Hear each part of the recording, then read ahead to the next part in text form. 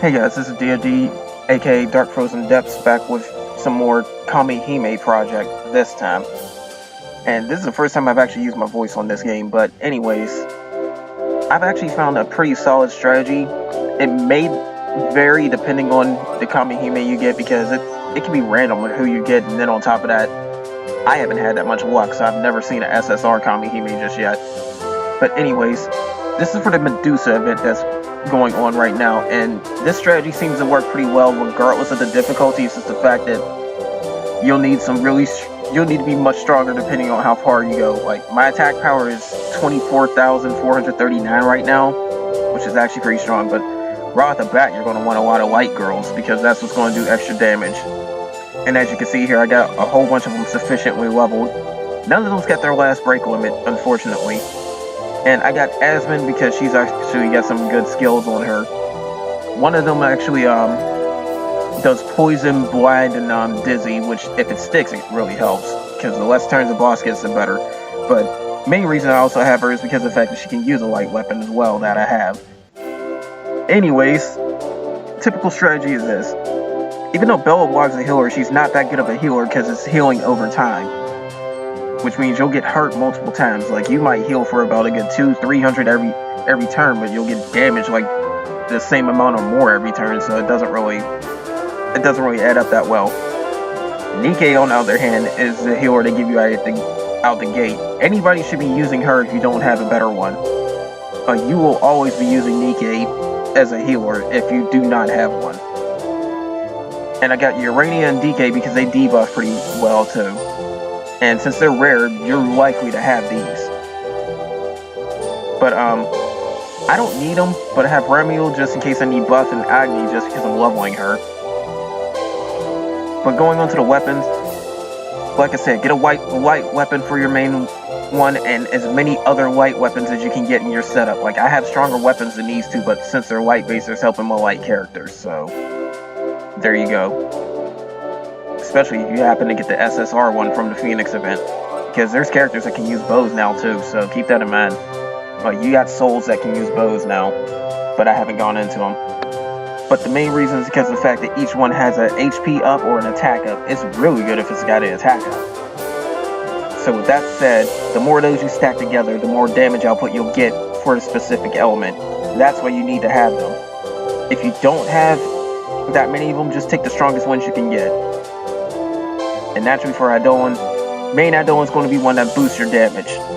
For in this case, I got Behemoth, and she boosts a lot of different elements together, 3 of them. But then I got other ones that are pretty strong, like I even got her to plus 36. I got Fenrir because she gives an attack up buff and a defense up buff. This one boosts my burst gauge. This one gives me double attack. This one drops the enemy's attack by a little bit. Just keep the skills in mind, but the main one's definitely the one that boosts you up. But typical strategy in this fight is to practically have some elemental resistance too, and that's where Asmon also comes in. Status resistance. And Asmon has that. Because there's status effects in this fight that can actually prevent you from having turns. And I mean flat out prevent you with a guaranteed chance. Now, unfortunately, you're not going to see me do ultimate because I can't go through that without dying, so I'm going to need elixirs if I want to farm that, which is really insufficient. Because elixirs should be a last-ditch effort just in case you need to revive, but they mainly should be used for getting your AP back. And as you can see, I've done a little bit of grinding right now. I haven't been able to play too much because I've been busy. But you can get different materials and all that. I suggest getting all the weapons at least once, and the Eidolon. And get the elixirs too along the way just to help you play it a little bit more, because if you're farming expert or above, it's very efficient. If you need them, go for soul points or maybe even the tickets and all that, but you need to farm more the more side stuff you get, so keep that in mind. But definitely get the SSR stuff, because it's the easiest way to get SSR in this game, period, point blank. Trust me, drawing them from the gacha, you gotta be extremely lucky. But anyways, going into the Medusa battle. And naturally, if you have friends, you got side effects too, so you might want to actually pick a good one. Like for instance, this one has a 35 up on light attacks, so that's what I'm mainly aiming for. Aim for anything that boosts light. Like that Thunderbird would have been good, but she wasn't a friend, so I wouldn't get that effect. So that said, 35% from her, 30% from her. That gives it 65% to all 4 of those characters that have light. Not to mention, Phoenix is pretty good because she also ups your status resistance. So I'm pretty sure she was made for this event.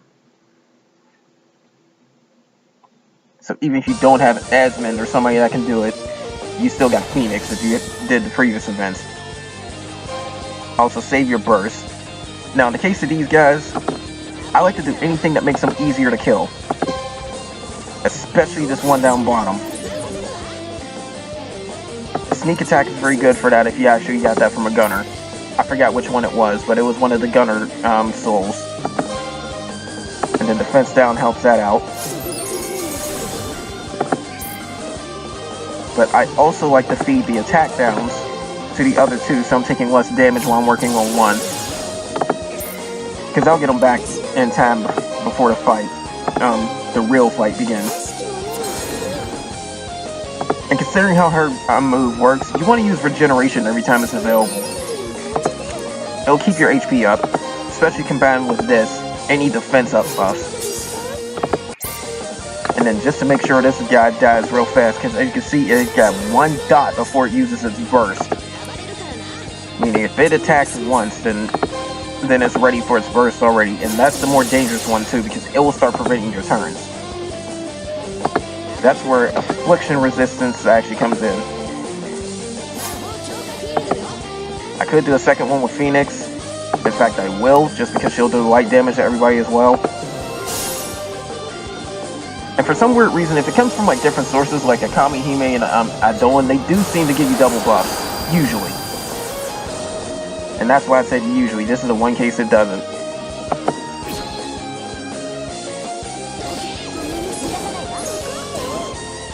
But as you can see, I'm doing a lot of damage to this one.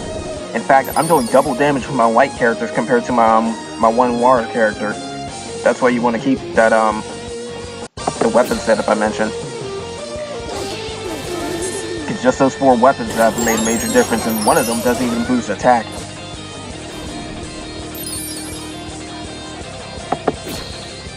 Now this one you don't have to worry about too much, Uriel, because she won't do too much. She'll just hit one person. As this one I'm trying to take out next because of the fact that she ends up hitting everybody, and I think she does status afflictions too. I'm not sure, but I never let her live long enough to try and find out.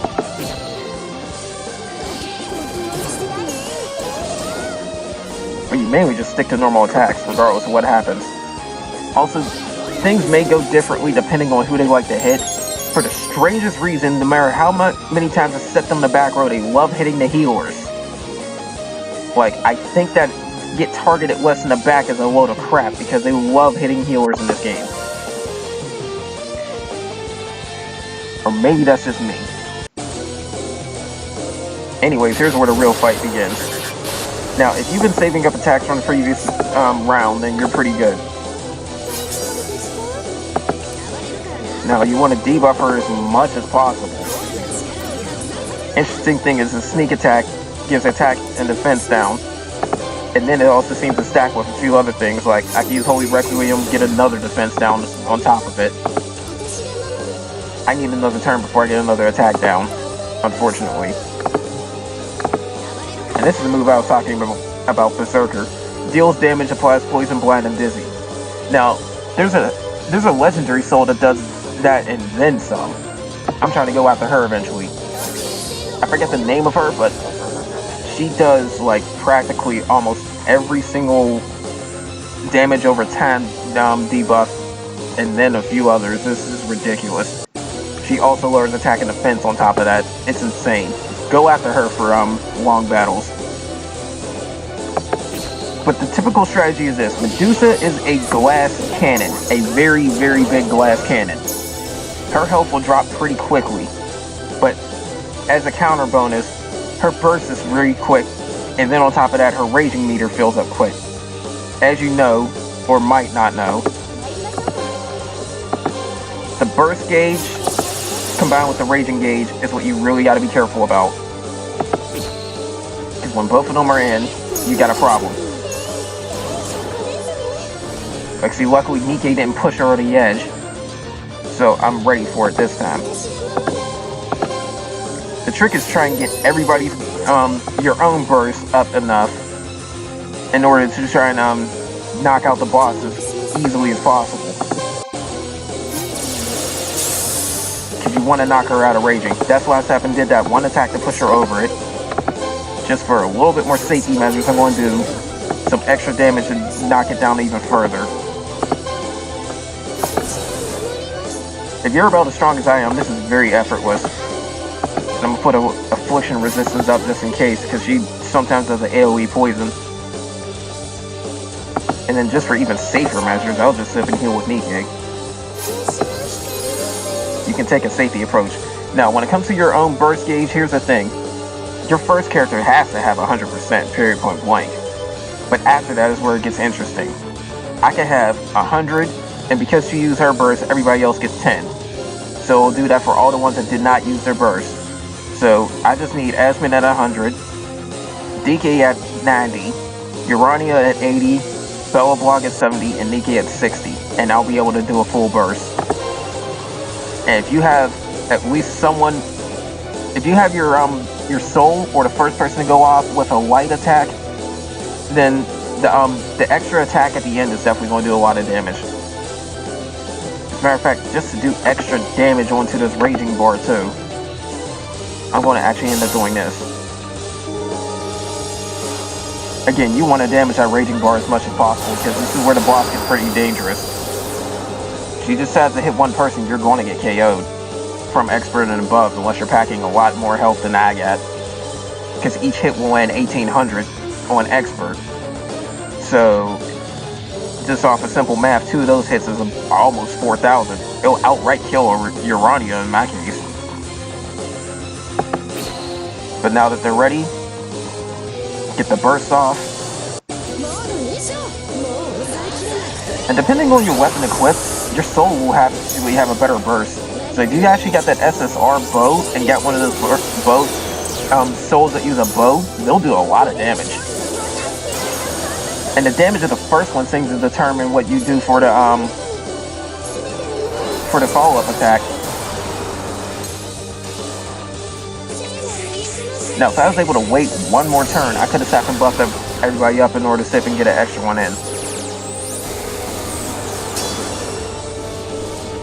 See, that was enough in order to knock her into stun status instantly. She lost her debuff though. Probably because I was sitting here talking, because debuffs are over time. At least for them. Any statuses cast on the enemies will last like roughly 3 minutes. Any statuses on your allies will usually last anywhere between 3 to 5 turns. And I could have used Urania's skill, but it wouldn't have helped too much. I can leave that burst on or off, it doesn't matter, I won't fill it up again before the end of the fight. Because they give you just enough momentum in order to just go at it. But see, this is the reason why I haven't kept these effects. Behemoth heals heals off one status affliction. And so does Bellablog. Bellablog is actually really good for this fight. Because she works a little bit of different things. Like she healed the poison off of Asmon, she got a little regen ability, and she lowers attack, so it's pretty good. I don't even need any of other moves or anything. And I doubt she's gonna kill DK. I mean, she could have, looking at Urania. The fight's over. I didn't even need any recovery potions like this.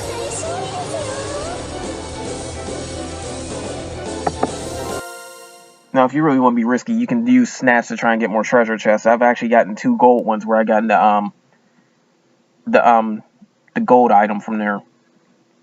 And keep in mind, in any of these events, if a platinum one drops, then you're going to get a SSR item.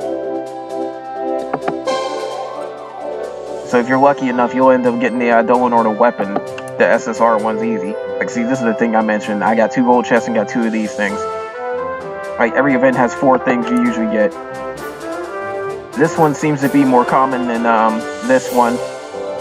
This little rose thing seems to be the second most rare. And this one's definitely the rarest. Depending on your difficulty level, you may not even see this. So keep that in mind. I know if you're doing the easiest, you will never see it. Like, if you're doing beginner, you will never see that item. If you're doing standard, you might, but it's kind of rare. Expert always gives you one, and ultimate always gives you at least 2 of those, along with a crap ton of the other ones. But yeah, that's pretty much my typical strategy on that one. It's simply, it's more of a game of getting your debuffs on, getting your debuffs on them, removing theirs from you, while sitting up trying to burst the crap out of the boss. The fact that she's a glass cannon means you need to approach her the same way. You need to just hit her hard right when that raging meter hits. She won't last long through it. As you can see, you've never seen her strongest attack on me, which easily could kill off people. She loves single target hitting, but it's still just how it is. But the only AoE she had caused status effects, so keep that in mind. You might want to watch out for that one. Because you didn't even see the status effect, but it's like it got a stone icon. And that one will end up practically just removing your turns. If anybody's burst is ready, they won't even sit up and use it. And it's guaranteed to prevent you from making a move for about 3 turns. It's like Dizzy, only on a much, much worse scale. But anyways, that's all I got to say for this. You can all have your own strategies and everything, but this is the one I tend to find that works the best for me. Like I said, it depends on your characters, but the main thing I can't stress enough is the whole weapon thing, because you need a lot of weapons of the same element in order to really try and bring out your damage. I've noticed that for other characters, because even if you look at my teams, it's the simple fact that their attack power is much lower than what it says up here. Like, for instance, they all have roughly about 2,000, like 19,000 to 2,100 attack power, yet it says 24. That's because of the weapons. The weapons is bumping up the attack power of the light characters. So stacking a lot of the weapons of the same element in your formation can actually end up being better than the small little stat boost they give you, so keep that in mind. But you can only do this with rare weapons or above, because they're the only ones that come with the abilities. But anyway, that's all I got to say, guys. Take care.